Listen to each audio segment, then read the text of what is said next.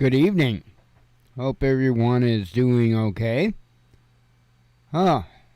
Thursday, my Friday. I am glad to be at the end of the week. It's just been that gradual slide, Nothing nothing too crazy yet, but it seems like a lot of things being put in place. I think we're gonna get crazy pretty quick. Trying to think. As far as we're concerned, no updates that I know of. I do plan on one day here real quick. I don't know what the weather is tomorrow. Let me take a peek. I'm one of those people that I don't trust the weather too far ahead. Say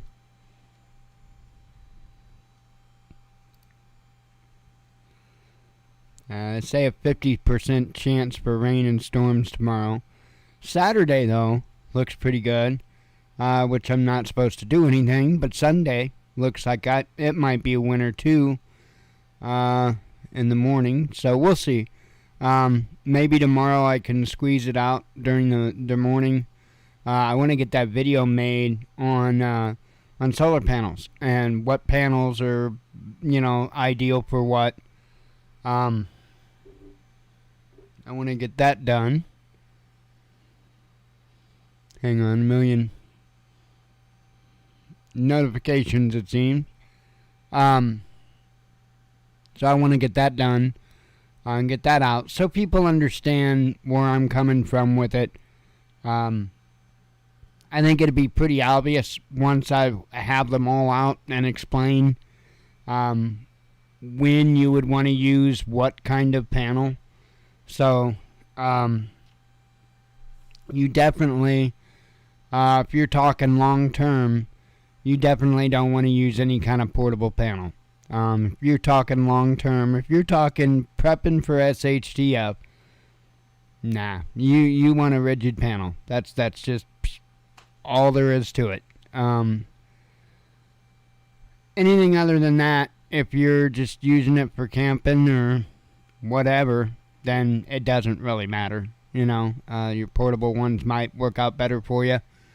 But when I think of preppers, I think of SHTF, and I don't think of camping or glamping or anything of the sort. I think of SHTF. And when it comes to SHTF, everything that I get, everything that I prep, I try to prep something that's, going to last long term. You don't go out and buy the cheapest stuff if you really need it to hold up. I didn't go out and buy, and I'm not saying anything bad about them or anything else. I'm not knocking them at all. All I'm just saying is I didn't want to go out and buy an Ozark Trails tent. I wanted something made better. So we got a Coleman. A Weathermaster. Which, it's still not a canvas tent. However, it is one of the better, I guess nylon is what it's made out of, nylon tent. It is a well-made nylon tent, nice and roomy, built well, and so I got it to last.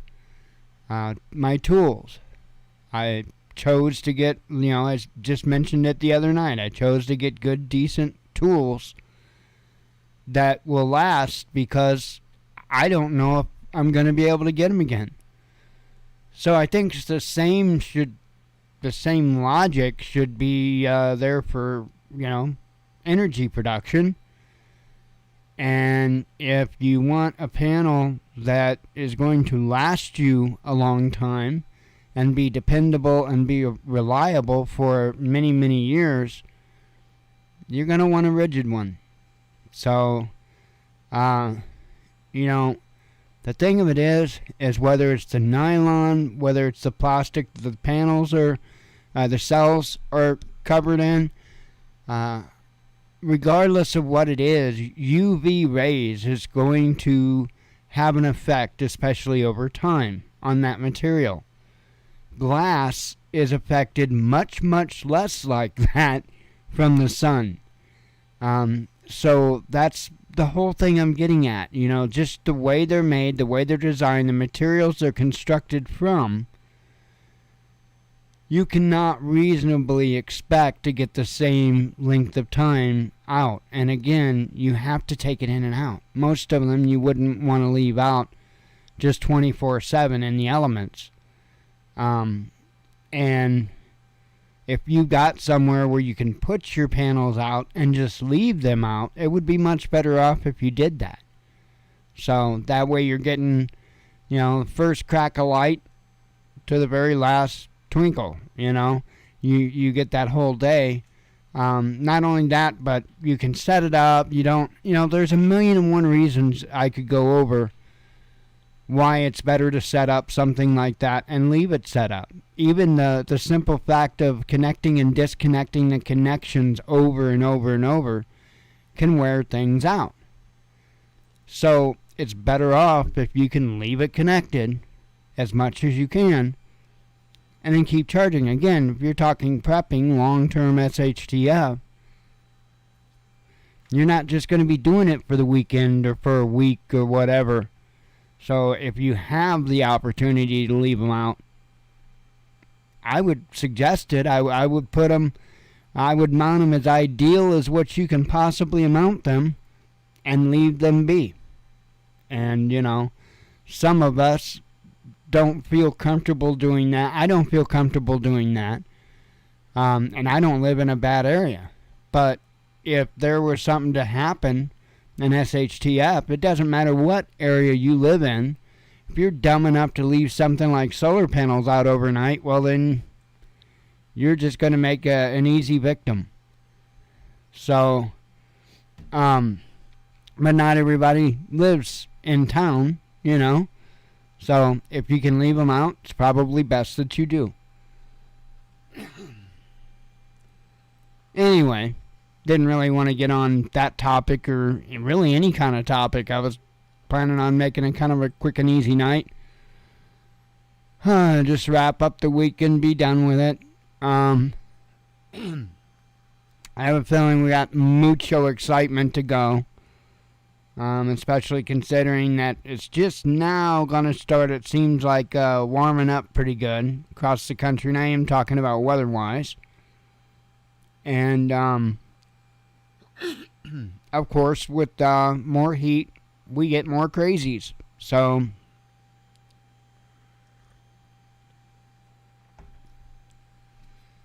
I do have several tabs open of stuffs that we'll go over.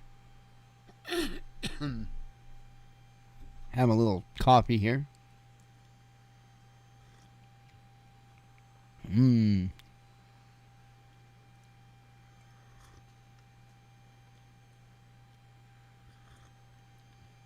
Make sure you have your SHTF coffee put back. That's important. You gotta have enough coffee to outlast the food. So that way, you know that at least you'll be mentally stable up until you starve to death. So just pro tip. I know, I'm not right in the head. Never have been. Alright,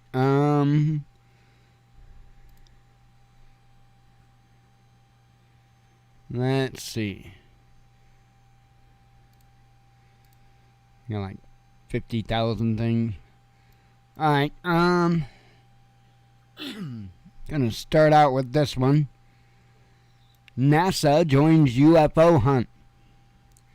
NASA has officially commissioned a study to analyze all existing evidence and develop proper data gathering methods and tools to shed light on the nature and origin of unidentified aerial phenomena according to an agency press release issued Tuesday. We will be identifying what data from civilians, government, nonprofit companies exist, what else we should try to collect, and how to best analyze it, said astrophysicist David Spergel, who will lead a team of experts in a study set to begin later this fall. The U.S. Space Agency specifically emphasized that so far there is no evidence UAPs are extraterrestrial in origin, pouring some cold water on the prospect of discovering alien technology. It admitted, however, that the limited number of observations of UAPs currently makes it difficult to draw scientific conclusions about the nature of such events. NASA's research is being coordinated widely across the government, but will be separate from the Pentagon's more secretive Airborne Object Identification and Management Synchronization Group, or its predecessor, the Unidentified Aerial Phenomena Task Force. Why don't you just call yourselves UFO hunters? Makes it real easy. Anyway, I'm not going to read all through it. Why? Because it doesn't matter. It's the government investigating something.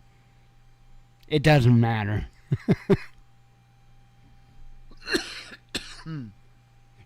They ain't going to let you know anything important.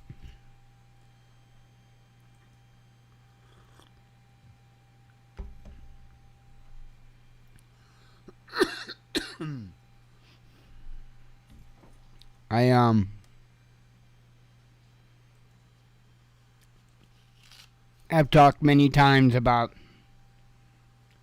our little organizations that we start. Hang on.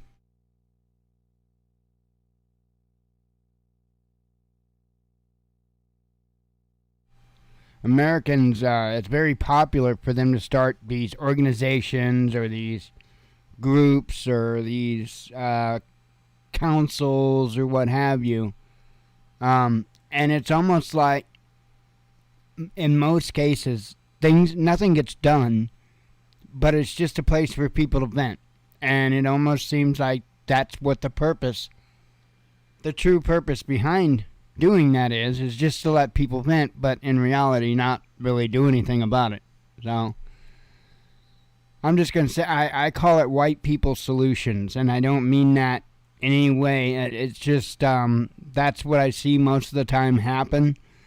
Places like with Ferguson and stuff like that, that was the first thing that was recommended that they do is, we'll put together this council, and it's just a bunch of BS. Nothing ever gets done with it, and they do the same thing in government all the time. Like with this group they're putting together, and they won't get anywhere, but they will spend a lot of money. They'll do that. Pentagon divulges number of U.S.-funded biolabs in Ukraine. Huh. Well, I thought they had 0. Didn't they say they had none? I thought they said they had none. This here says U.S. government has supported 46 facilities. That's up from none. Wow. In Ukraine over the past 20 years. Oh, wow. So it's not something that just started, but as part of a peaceful public health project rather than to develop biological weapons, the Pentagon said on Thursday. Oh, well, then it's all good. They said it's all good. It's all good. No worries. U.S. military accused Russia and China of spreading disinformation and sowing mistrust about its efforts to rid the world of weapons of mass destruction. And yeah, I mean, when the U.S. government clearly, completely denied any knowledge of biolabs over there, and then now they're saying, we've supported 46.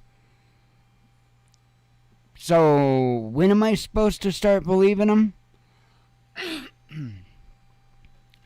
This is the first time in U.S. Department of Defense disclosed the exact number of facilities its government has supported in Ukraine in a document titled Fact Sheet on WMD Threat Reduction Efforts. According to the Pentagon, the U.S. has worked collaboratively to improve Ukraine's biological safety, security, and disease surveillance for both human and animal health by providing support to 46 peaceful Ukrainian laboratories, health facilities, and disease diagnostic sites over the last 2 decades. These programs have focused on improving public health and agricultural safety measures at the nexus of non-proliferation. That reminds me, anytime I see them talking about agricultural, reminds me of a movie called Warning Signs. It's an older movie, I think back in the 80s. Cell phones were a thing, but they looked like a big military walkie-talkie. That was the best you got for cell phones. If that dates it pretty well. I think it was the 80s. Anyway, Warning Signs. Good movie. The plot was it was a biochemical lab that supposedly was working on plant, stuff for corn to make better corn. And it wasn't. It was bioweapons, and a bug got loose, and it would infect you, and it would affect the rage center of your brain, and you would just, like, in any way possible, brutally kill anybody around you. And, I don't know, pretty good movie. I enjoyed it. I've got a copy of it yet. I watched it with Jen, I think a couple times now, actually. Yeah, I think of that every time I think of that. But I'm just not believing. And I sit back and I think one of these labs, and this came out a little while back, one of these labs either was located in a place or the lab was called or something China, but not spelled the same way. It's like CHYNA or something like that. And it just seems awful interesting with the way that Trump would enunciate it whenever he would say China. It almost seemed like it wasn't China, the country, that he was referring to. I mean, if you think about it, when he would say it, he would be like, China, right? And it was like he would emphasize that chai. And I want to say that place is spelled like CHYNA or something like that. I don't know, just something that stuck in my head.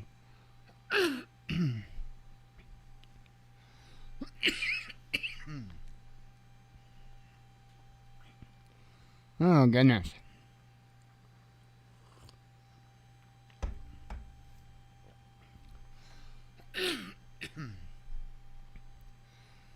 All right.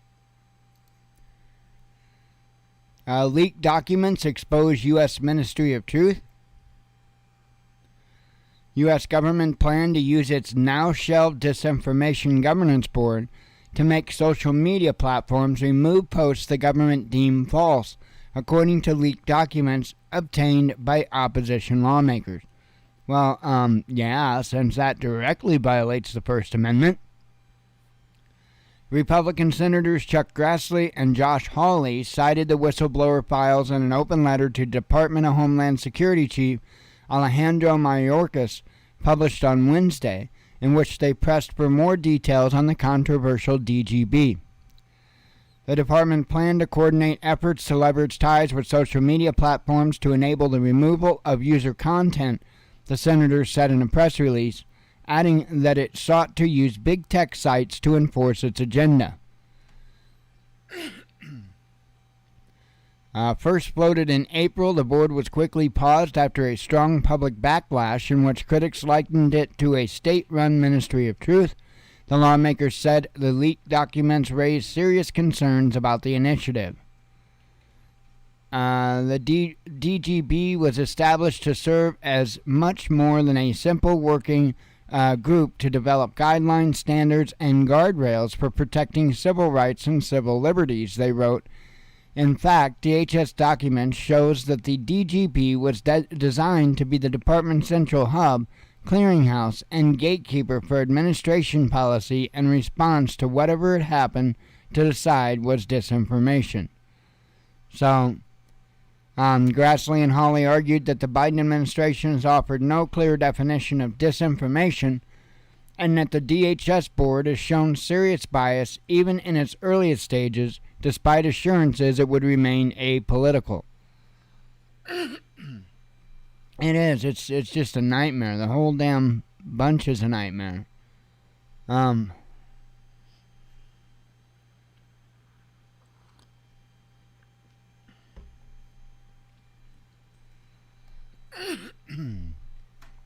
Shifting gears here.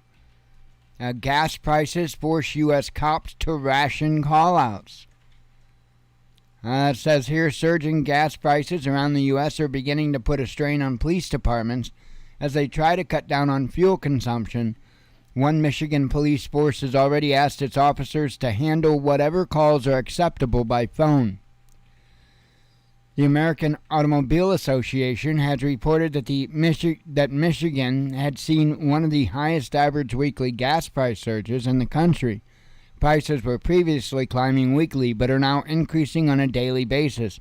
On Tuesday, a gallon of regular fuel cost $5.21, up from $5.17 the day before. A week ago, it was $4.70 a gallon. Last year, gas prices were $3.01 a gallon, making an astonishing 73% increase. Gas prices were already putting a strain on U.S. drivers who have increasingly been left stuck on motorways with empty tanks as they test the limits of their fuel gauges, according to the AAA.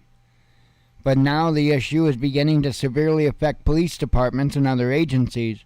According to Michigan County Administrator Nicole Frost, who spoke with the Detroit Free Press, the local sheriff's office had already spent 96% of its fuel budget, with 3.5 months still to go in the end of the fiscal year. Michigan's Isabella County Sheriff Michael Main told the outlet that he has instructed his deputies to manage whatever calls they can over the phone. These include non-in-progress calls, non-life-threatening calls, and calls that do not require evidence collection or documentation. He added that the officers will continue to provide patrols to all areas of the county and will still respond to calls that need to be managed in person. Any call that is in progress with active suspects will involve a response by the deputies. Maine was quoted as saying, "I want to assure the community that safety is our primary goal, and we will continue to respond to those types of calls." As fears grow that gas prices could reach a national average of over $6 a gallon by the end of summer, police agencies around the U.S. have been trying to find more ways to limit their gas consumption, such as using more fuel-efficient vehicles, as well as bike and foot patrols. Well, I'm going to make a guess that we're going to see more than $6 an average gallon before the end of this month. I just have a feeling. I think it's going to get stupid ugly. Stupid ugly.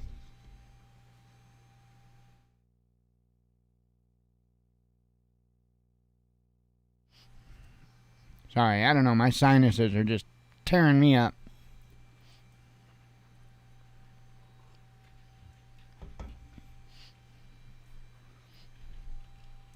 Let's see. UN warns of global food catastrophe. This here says up to 181 million people in 41 countries could be hit by severe food shortages this year due to the conflict in Ukraine and its impact on grain and fertilizer exports, according to a UN report.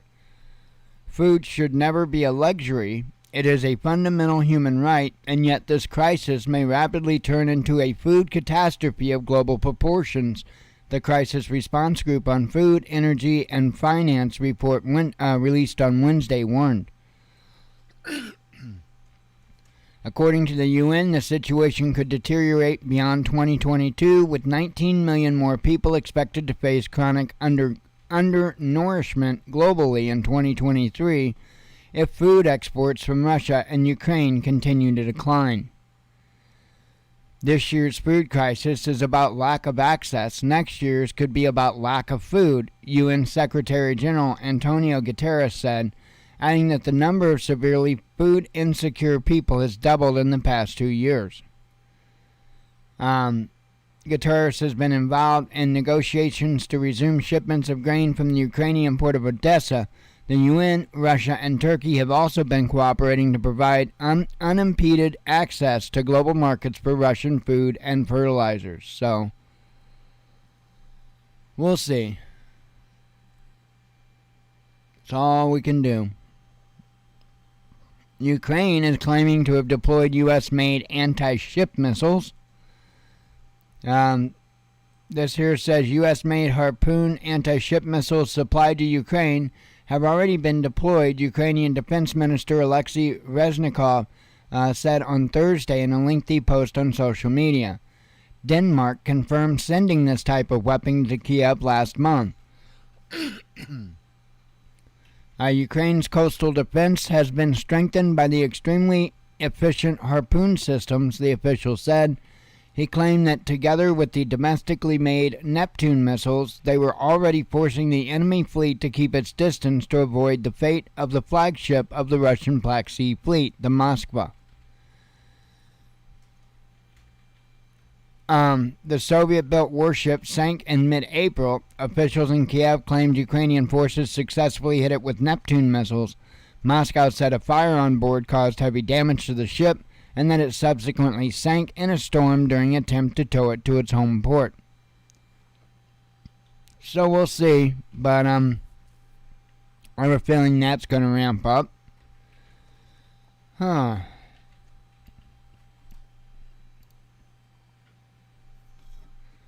coffee.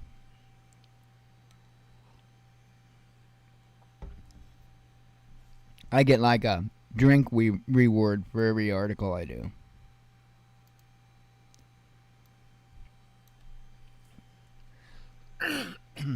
Potty trained me the same way. I'm kidding. Pentagon relies on Russia and China for critical mineral. Now my ear's itching. A group of U.S. congressmen from both parties is moving to give the Pentagon even more money in order to replenish the largely depleted stockpile of strategic minerals, alarmed that most of the antimony used by the American defense industry comes from China. The metal is crucial in the production of semiconductors, batteries, and ammunition, among other things. Ammunition. The House Armed Services Committee is concerned about recent geopolitical dynamics with Russia and China and how that could accelerate supply chain disruptions, particularly with antimony, said a report released on Wednesday. Antimony is usually combined with lead and tin to make bearings and lead-acid batteries. It is also used in semiconductor devices. Its military applications range from bullets and explosives to night vision goggles and even nuclear weapons, according to Defense News. China is the largest producer of mined and refined antimony and a major source of imports for the United States, said a 2020 report by the U.S. Geological Survey, noting that there is no domestic mine for antimony. The last domestic source of the metal, an Idaho gold mine, stopped operations in 1997. It had been the alternative source of antimony for the U.S. during the Second World War, when hostilities with Japan prevented imports from China. However, China has recently lost market share to Russia, currently under a U.S. embargo, and nearby Tajikistan. Our military should not be dependent on the very adversaries we are preparing to defend ourselves from, Congressman Scott Franklin said in April, teaming up with Seth Moulton to demand an additional $254 million in the national defense stockpile. The stockpile is no longer capable of covering the Department of Defense needs for the vast majority of the identified materials in the event of supply chain disruption, the lawmakers said in a letter. Pardon me. We better get our act together. We better get our act together.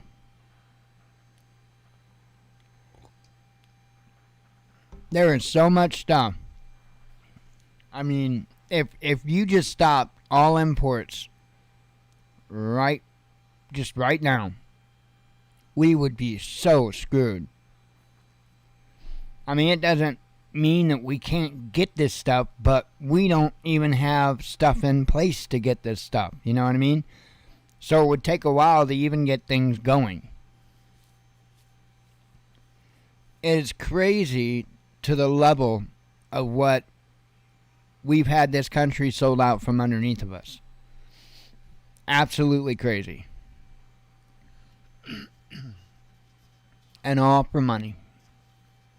You know, all for the last several decades. You know, the people partaking in this, they were just, you know, they figured, well, you know, I'll get mine worth before everything falls apart, you know. I'm sure many of those people have a nice place to land, a nice parachute package, if you will.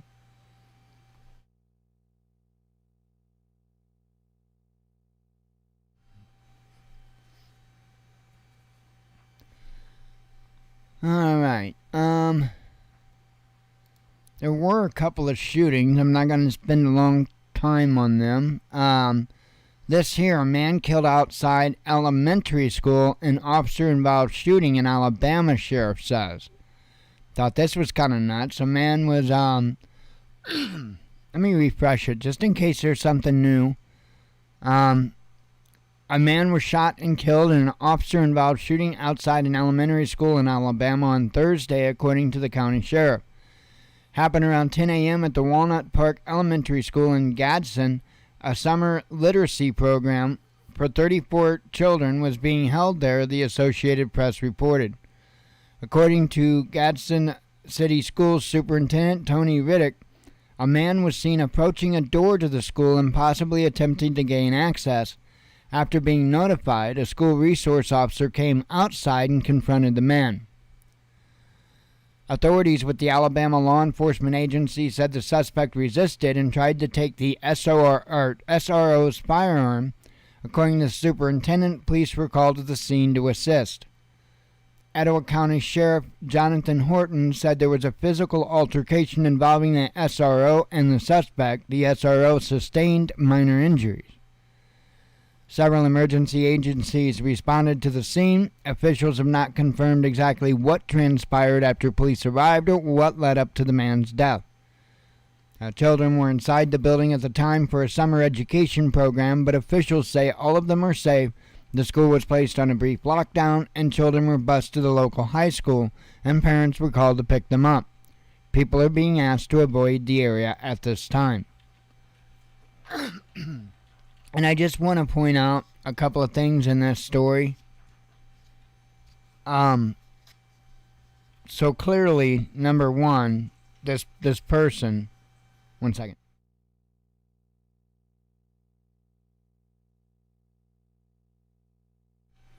Clearly, this person wasn't armed, right? Because they wouldn't be reaching for the resource officer's weapon if they were. So apparently this person didn't go there armed. And as it said here, he was seen approaching the door to the school and, you know, possibly attempting to gain access. Maybe he walked up to the door and was, you know, pulling on the handle. I don't know. You know, it's a damn shame if this happens to be a case of a man, a father, that was done wrongly by the system. You know, I mean, I'm not saying he was dealing with anything in the proper way. I don't know what his intent was. Nobody does, and now we can't find out. I'm not saying officers are in the right or the wrong for what they did, because I don't know what happened. I know zero details of this. But I do find it interesting, and I wonder if we're ever going to hear anything more of it. I kind of doubt it, but I would like to know. I would like to know if if this person had a child in that school. Here was another one. Authorities say 3 dead, trooper wounded in Maryland shooting. Man opened fire at a manufacturing business in rural western Maryland on Thursday, killing 3 people before the suspect and a state trooper were wounded in a shootout, authorities said. The Washington County Sheriff's Office said in a news release that 3 victims were found dead at Columbia Machine Incorporated in Smithsburg, and a 4th victim was critically injured. The suspect then fled in a vehicle and was tracked down by Maryland State Police, according to the news release. The suspect and the trooper were wounded in an exchange of gunfire, the sheriff's office said. Both are being treated for their injuries. Governor Larry Hogan, who was briefed on the shooting, said that the man opened fire on troopers before at least one officer returned fire and wounded the suspect. The suspect fired and shot the state trooper in the shoulder, who then returned fire and shot him, Hogan told reporters. Authorities did not have information on whether the suspect and victims were employees of the company where the shooting took place. Sheriff's Office Sergeant Carly Hose said at a news conference.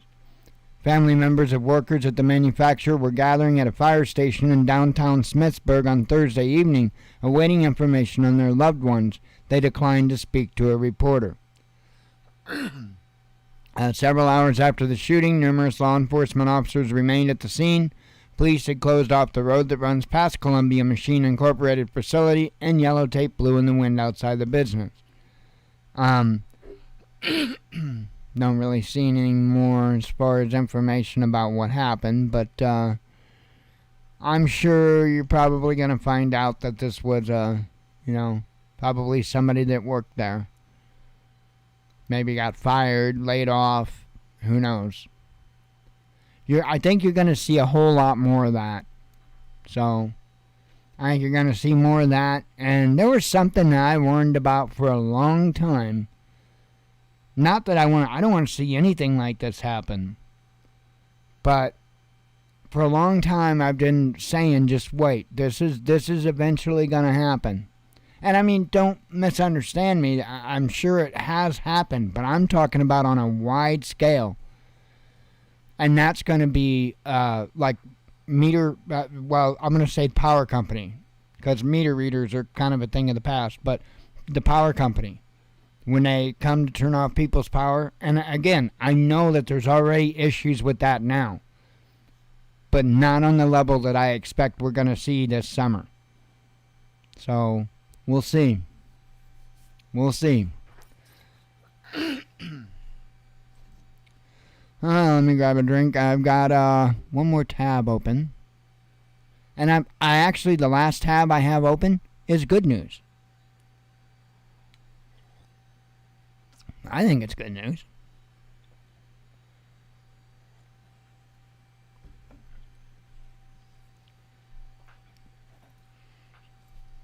Saw this story and I'm like, that is awesome. Let's hurry up and look into it even more. Experimental drug cures 100% of patients' cancer, says a study. That is pretty remarkable. This here says every rectal cancer patient in a small clinical drug trial conducted by New York's Memorial Sloan Kettering Cancer Center has seen their cancer go into remission after receiving an experimental immunotherapy treatment. The findings were published by researchers in the New England Journal of Medicine on June 5th. One of the participants in the trial, Sasha Roth, told the New York Times that she was preparing to travel to Manhattan for weeks of radiation therapy when the results from Memorial Sloan Kettering came in, informing her she was now cancer-free. I told my family. They didn't believe me, said Roth. The same thing happened for the other patients who took part in the trial, as the cancer seemed to have vanished in every single one of them and was undetectable by a physical exam, endoscopy, PET, or MRI scans. One of the authors of the paper detailing the trial, Dr. Luis A. Diaz Jr. Of Memorial Sloan Kettering Cancer Center, told New York Times that he knew of no other study in which a treatment completely obliterated a cancer in every patient. I believe this is the first time this has happened in the history of cancer, he said. All of the patients had locally advanced rectal cancer, which means that tumors had spread in the rectum and sometimes to the lymph nodes, but not to other organs, as well as a rare genetic mutation called mismatch repair deficiency. They were given 6 months of treatments with an immunotherapy drug called dostarlimab from the pharmaceutical company GlaxoSmithKline, which helped fund the research. The drug reportedly cost about $11,000 per dose and was administered to each patient every 3 weeks for 6 months. No, it's not. It's not. It's actually going to talk about how this works, and it's actually pretty cool. No, I do not believe it's an mRNA cancer treatment.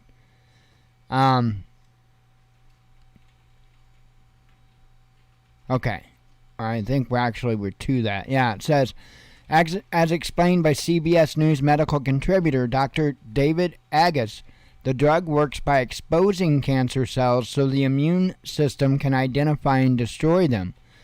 This new treatment is a type of immunotherapy, a treatment that blocks the don't eat me signal on cancer cells, enabling the immune system to eliminate them, he said. I don't know if they really kind of go into any other detail as to exactly how it works. But that's not, from my understanding, that wouldn't be the same thing as like how the COVID works. So, to my knowledge, this is, whatever it's doing, it's allowing the cancer cells to be identified. Is what it's doing. So, it's not like trying to create some new super type of cell that can kill the cancer. Your current body's defense system can kill cancer.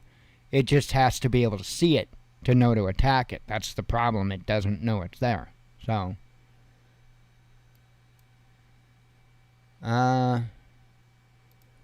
okay, but I mean, hopefully everything's all on the up and up with that. I can't say it is, that it isn't, I don't know. But when I see stuff like that, I'm like, you know what? That's what medicine's supposed to be about.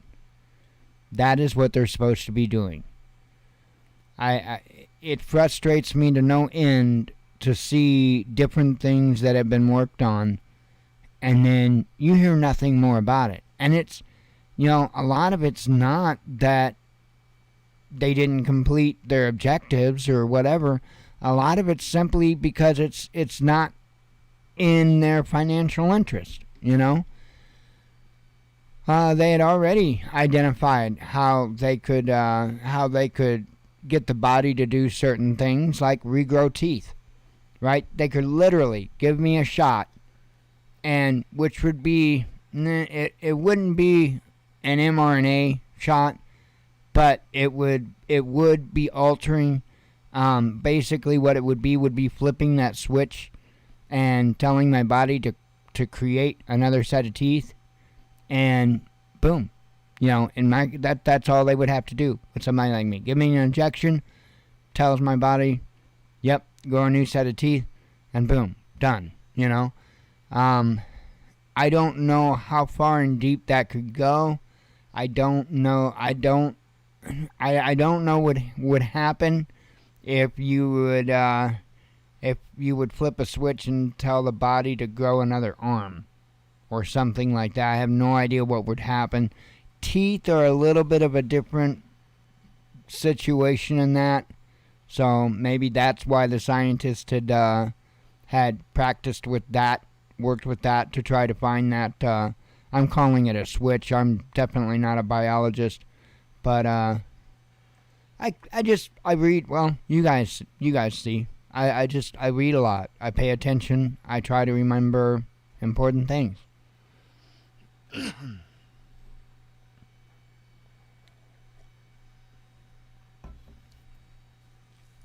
Stuff I do with you guys, well, going through all the different reports and stuff, keep an eye on the news. But even before the stuff we did on this show before, playing all the videos and all that, this stuff that I do. I mean, this is what I do on a daily basis. And I did it before the Watchman news.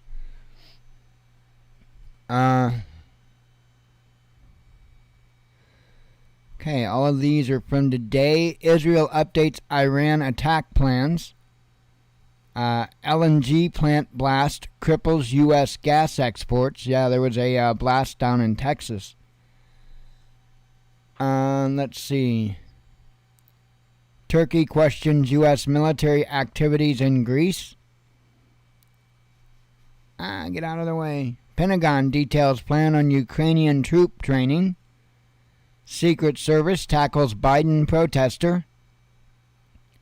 A football coach fires coaches, or football club, fires coaches for different view on Russian conflict. Biden responds to calls for overhaul of gun laws.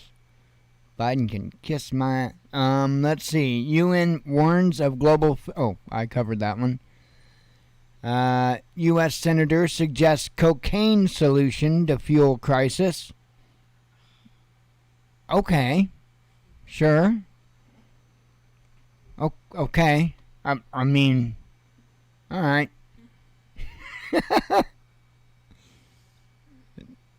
Am I going to get this any quicker than that damn F-15? Because I'm still waiting on that. Moscow warns of false flag chemical attack in Ukraine. Police officers told to... covered that one. U.S. faces new crisis after baby formula shortage. Shrinkflation hits consumers worldwide, says AP. Yeah, cocaine. I don't. Here, let me go see. Because I don't know. I ain't got a clue. I didn't read that article. Says Republican Senator John Kennedy has said he knows how to deal with the record-breaking gas prices in the U.S. John Kennedy has suggested that Americans would be better off using drugs instead of fuel to get around. The average price of a gallon of the fuel across the U.S. has been setting records for 12 days in a row, reaching $4.96 on Wednesday. Total of 16 states plus Washington, D.C. have already surpassed the $5 mark, with the highest price, $6.39 per gallon, being registered in California. I don't know about where you live, Jesse, but in my state, the price of gas is so high that it would be cheaper to buy cocaine and just run everywhere. The Louisiana senator joked on a TV show. I gotta hear this. Biden continues to campaign for more economic chaos. Meanwhile, I don't know about where you live, Jesse, but in my state, the price of gas is so high that it would be cheaper to buy cocaine and just run everywhere. I mean, we might have to have Hunter hook us up with a good deal, but I'm sure we could work that out, right?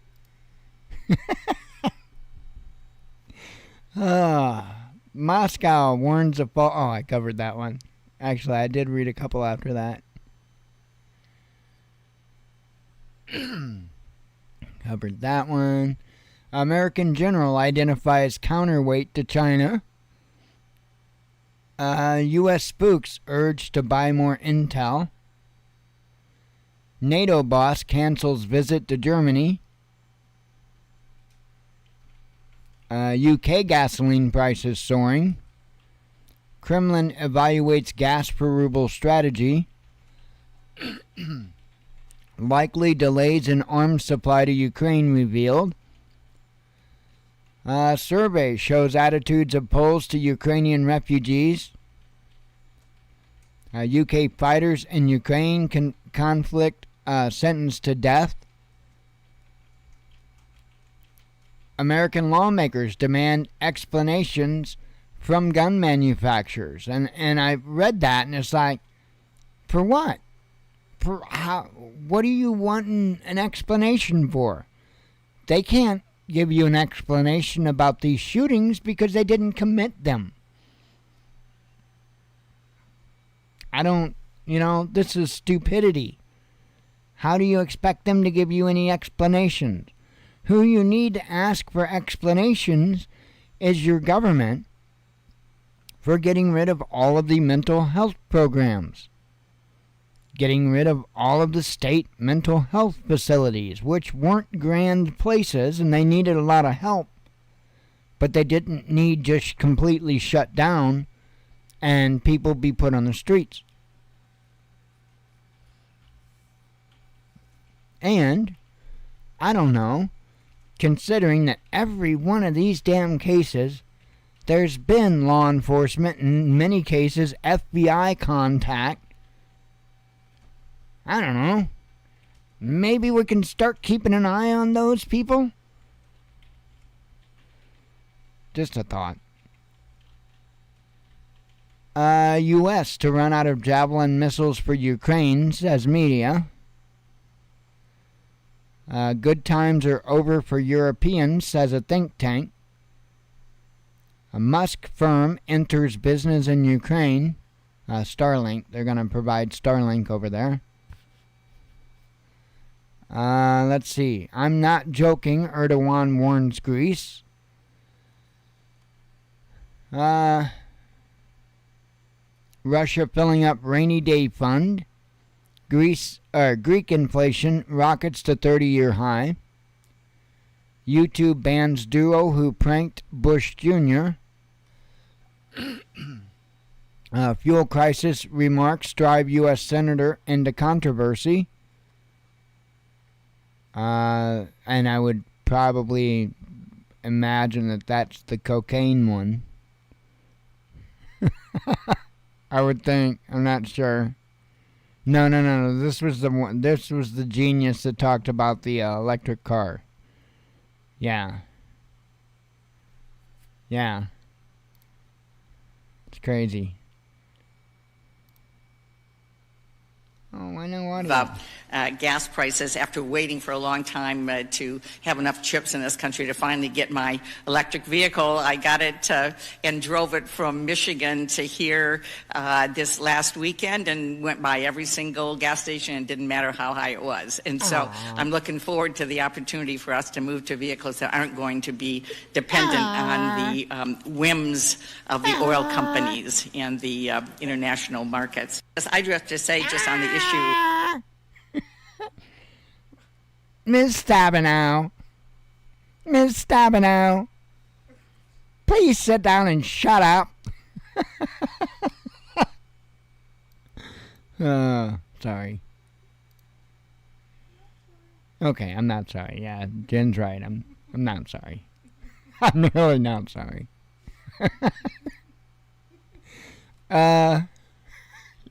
Brit sentenced to death in Donetsk issues a stark warning. Yeah, don't go over there like a dumbass and fight for Ukraine and get captured and executed. Good warning, bro.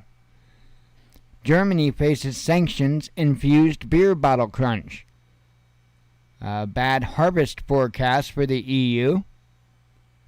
Putin points to boomerang effect of sanctions. A British mercenary says he was duped into Ukraine conflict by Western media. Now that's probably going to be propaganda coming out. Straight up. I mean, he may have said it. He may have been forced to say it. Who knows? Poland raises German threat. Assad explains why Syria is sticking with Russia.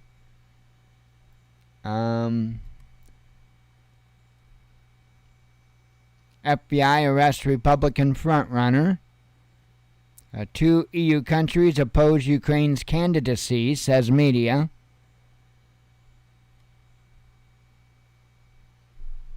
U.S. admits Russia's energy revenue increased after sanctions. Because we're stupid. Covered that. Oh, that's it. Wow, we're done. Yay! That was all of them. Ain't got none other up there. Huh. Well, with that, I'm gonna run out of here and relax. And hopefully, maybe I can get that video done tomorrow before it starts pissing all over the place. So, anyway, I am going to get out of here. I hope you all have a good weekend. As always, God bless you. We love you. Be one with your spirit. And shalom.